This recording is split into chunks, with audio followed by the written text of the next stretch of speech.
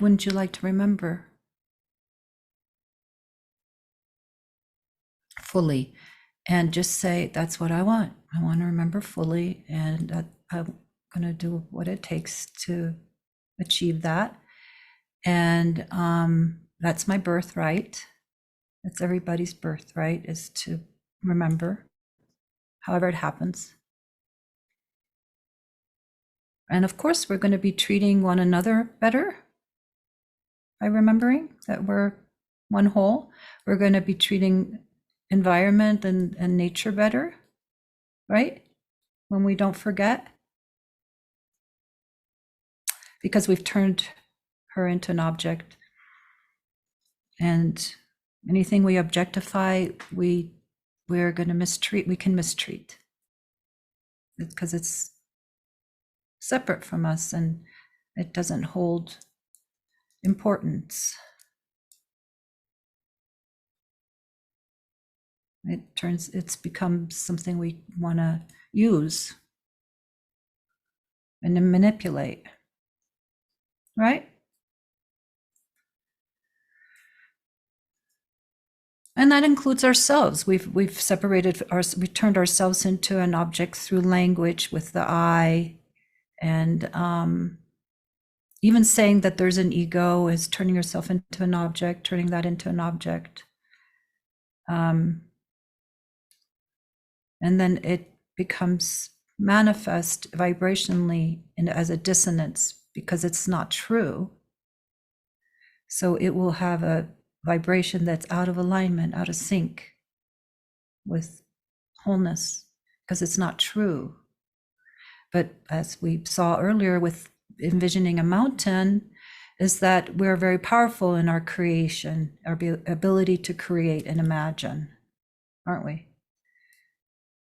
And so there's a collective imagination and virus that we are, because we are individuals, I'm not really you. And there's this whole body mind sensation thing that makes it seem so real, and it needs to be honored and taken care of. But that doesn't mean that we're separate. And that's complicated. And that's what the spiritual journey is all about, is to remember that while there's this experience of feeling like an individual, we are one with as. And how unfortunate it is that we've forgotten, and what a mess we've made out of that we forget that when someone is hungry and starving over here, that it doesn't matter to us over here.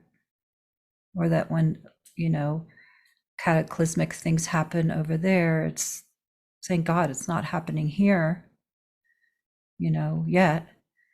Things like that is just this lack of connection. Not that we're meant to be taken down and hold the burdens of life, but just the remembrance itself, the intimacy, is actually very alive. Very alive.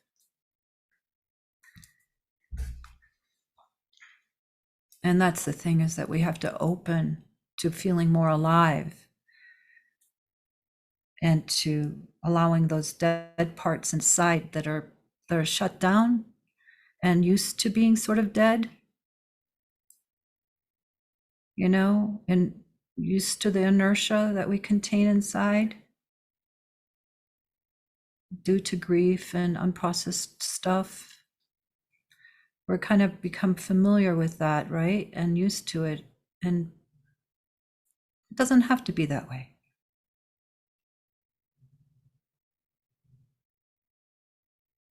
There is some choice here.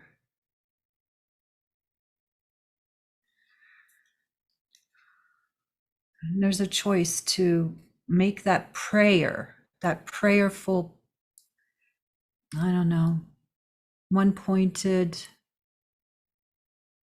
kind of just sort of this alignment with source itself, and say, this is what I want. And I don't know how to get it necessarily, which is probably honest. But I do know that this is what I want. And And then it's like that, what you're wanting, it responds in turn and asks for you to do what you need to do. So it's sort of this like back and forth, connection to source, because you're one with it and it's one with you. You're its child too. It doesn't want you to forget and live in forgetfulness. There's always joy whenever someone is wanting to remember and returns back to remembrance.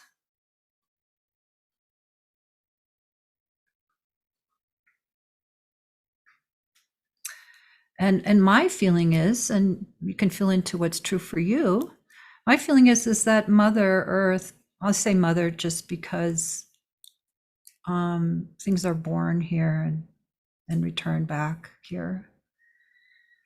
But within Mother, there are all these masculine aspects, mountains and so on, some of them could be masculine and some feminine, who knows? It's all interwoven. Both are interwoven to create masculine and feminine principles and energies and powers.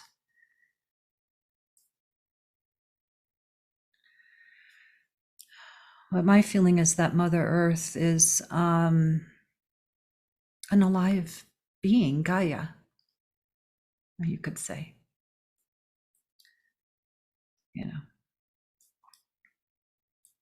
Gaia Sophia, Earth Wisdom. And we're in Earth School. We've come here as spirits. Hey, go along with me, or I'm leaving you behind and you're not interested. But this is kind of like what feels true to me, not a belief system for me. Maybe it syncs up with you in some way, and amend it as you wish for be true to yourself. But, we as sparks of the divine, we're here embodied with bodies. So this is home for us as well while we're here. And I think that, all life that's been created, universes and planets and universes upon universes, and our planet, it's breathed from God. It's been created, so it has evolution in it. It is, right? An evolution.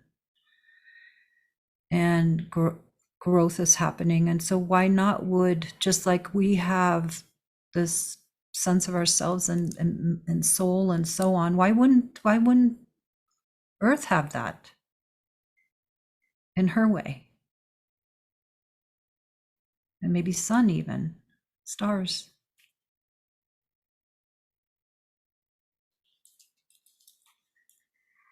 Just kind of breaking free of some paradigms that we might hold of limitation that limits experience in our reality, makes it small, so small.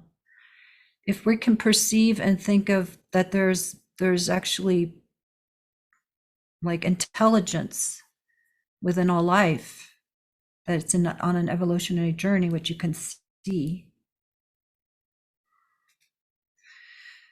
We break out of our own separate kernel sense, take in more, that time exists differently for rock and for Mother Earth and for the sun.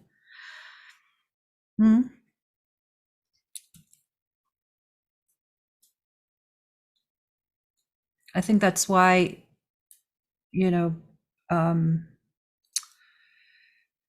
indigenous peoples who are our ancestors too, just probably felt less angst, existential angst. I mean, they had their own issues of hunger and maybe war or whatever was going on for them, right? But they may not have had what we have, which is really the killer. Is existential angst, where we have forgotten our connection to Mother Earth. That is just why we're in such conflict with one another and in trouble environmentally, creating a lot of suffering for innocent creatures, is our existential angst, our separation, our umbilical cord being separated from our source here, Mother Earth source. In some ways we've kept, but then it's been like turned into religions, but in some ways we've maintained a source to spirit of some sort, a transcendent source to spirit. But if that's been put into some kind of ism, it could feel limiting, But there's truth. We have connection to spirit. We're vertically aligned as well as horizontally. So our vertical alignment is with source in this way, right? But our horizontal connection has been disturbed. And you can see it the way that women have been treated throughout time is because women represent time, birth, death, they give birth,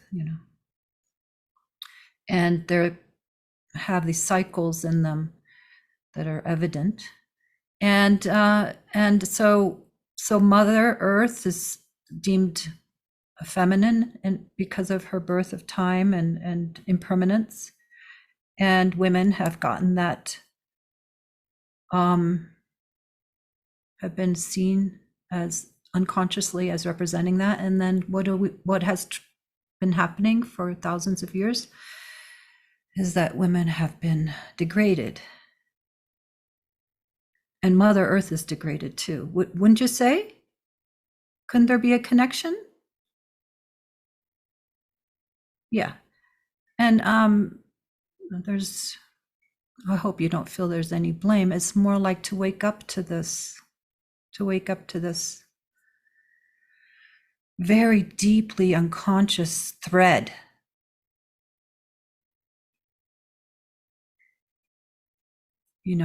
To devalue our sacred earth and not see it as a living being, and to turn it into an object and devalue the feminine in general, including in men, devaluing the feminine, your sensitivity, the things we've deemed feminine, yin.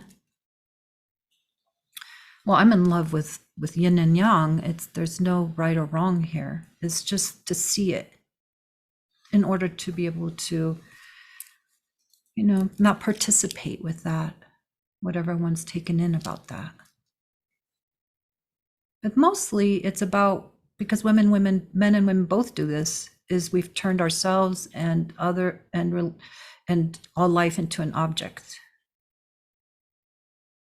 The disconnection is across the board.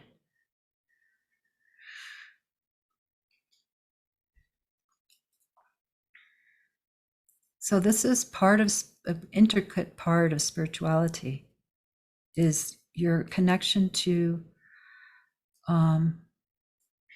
nature, how disconnected you may feel, and to see if you can want to work on that by feeling into it and sensing it, using that as a teaching tool for yourself, as a meditation, as a mantra. It's always here, as long as it's here.